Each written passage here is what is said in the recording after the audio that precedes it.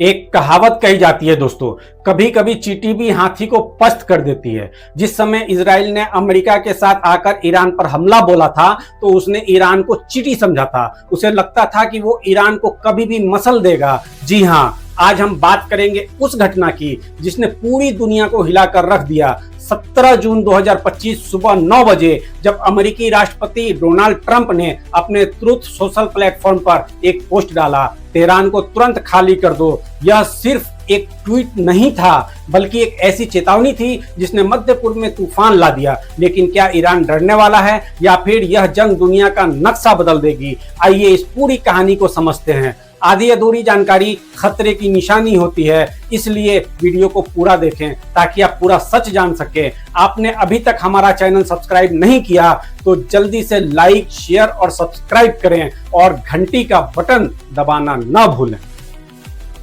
मुद्दों का मंच पर आपका खैर मकदम। मैं सिराजुस्सबा। 17 जून 2025 को डोनाल्ड ट्रंप ने G7 समिट को बीच में छोड़कर अमेरिका लौटते ही एक ट्वीट किया जिसमें उन्होंने तेहरान को खाली करने की धमकी दी। इस एक ट्वीट ने ईरान की राजधानी में हड़कंप मचा दिया। सड़कों पर गाड़ियों का जाम, लोग अपने बच्चों को लेकर भाग रहे हैं, दुकानें बंद और बाजार सुनसान। हर तरफ एक ही सवाल, क्या सच में जंग होने वाली है?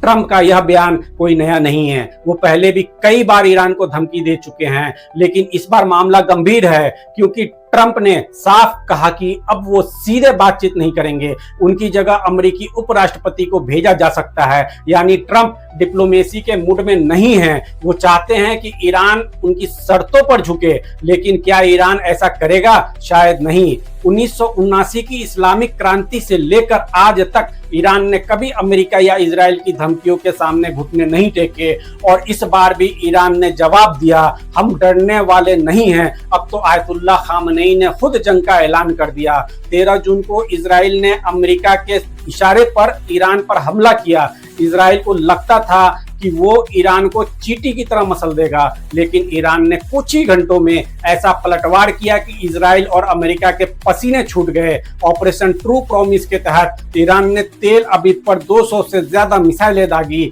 इजराइल का आयरन डोम डिफेंस सिस्टम भी फेल हो गया। सबसे बड़ा झटका तब लगा जब ईरान ने इजराइल की खुफिया एजेंसी मोसाद के हेडक्वार्टर को निशाना बनाया। मोसाद जिसके दम पर इजराइल पूरी दुनिया में अपनी ताकत का दम भरता था, उसे ईरान ने धूल में मिला दिया। यह इजराइल के लिए एक बड़ी नैतिक हार थी। इसके बाद 17 जून को इजराइल ने फिर एक कायराना हमला किया। ईरान के टॉप सैन्य कमांडर मेजर जनरल अली को निशाना बनाया गया, जो खातमुल अंबिया हेडक्वार्टर के प्रमुख थे। इस हमले में वो शहीद हो गए। इजराइल का मकसद साफ था, ईरान के परमाणु और सैन्य ठिकानों को कमजोर करना। लेकिन हर बार की तरह ईरान ने जवाब देने की ठानी। ट्रंप की धमकी और इजराइल के हमलों के बीच एक नया मोड़ आया। चीन और रूस ने खुलकर ईरान का साथ देना शुरू कर दिया। चीन के विदेश मंत्रालय ने साफ कहा, ट्रंप की धमकियां मध्य पूर्व में शांति के लिए खतरा है। चीन ने ईरान के वैध अधिकार और रक्षा के लिए समर्थन की बात कही। यह कोई छोटी बात नहीं है। चीन आज दुनिया की दूसरी सबसे बड़ी आर्थिक और सैन्य ताकत है। 2021 में चीन और ईरान के बीच 25 साल का रणनीतिक समझौता हुआ था, जिसके तहत चीन ईरान के तेल का सबसे बड़ा खरीदार है। वहीं रूस भी पीछे नहीं रहा। राष्ट्रपति पुतिन ने ट्रंप से 50 मिनट तक फोन पर बात की और चेतावनी दी कि ईरान पर कोई भी हमला मध्य पूर्व को तबाही की ओर ले जाएगा। रूस ने साफ कहा कि वो अपनी सैन्य ताकत का इस्तेमाल कर सकता है। यह गठजोड़ अब सिर्फ ईरान और अमेरिका की जंग नहीं है, यह एक वैश्विक शक्ति संतुलन का खेल बन चुका है। एक तरफ अमेरिका और इजराइल, दूसरी तरफ ईरान, रूस और चीन। ईरान कोई कमजोर मुल्क नहीं है। दशकों तक अमेरिकी और इजरायली प्रतिबंधों को झेलने के बावजूद ईरान ने अपनी मिसाइल तकनीक को दुनिया की सबसे उन्नत तकनीकों में शुमार किया है।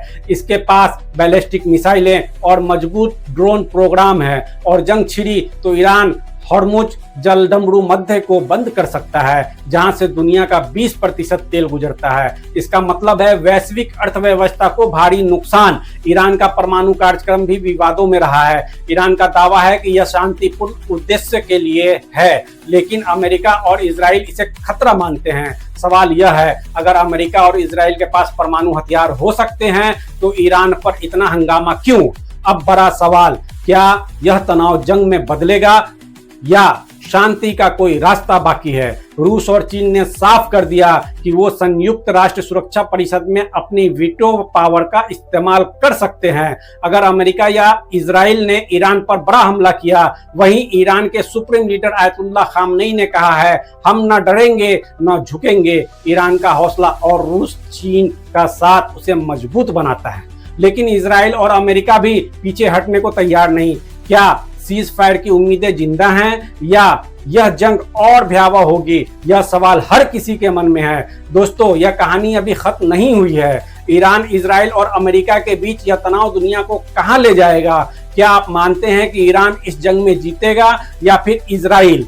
या शांति का रास्ता अभी बाकी है? अपनी राय हमें कमेंट में जरूर बताएं। अगर आपको यह वीडियो पसंद आया तो लाइक, शेयर और सब्सक्राइब करना ना भूलें। घंटी का बटन दबाएं ताकि आपको हर अपडेट मिले। हम मिलते हैं अगले वीडियो में। तब तक सच की आवाज बने।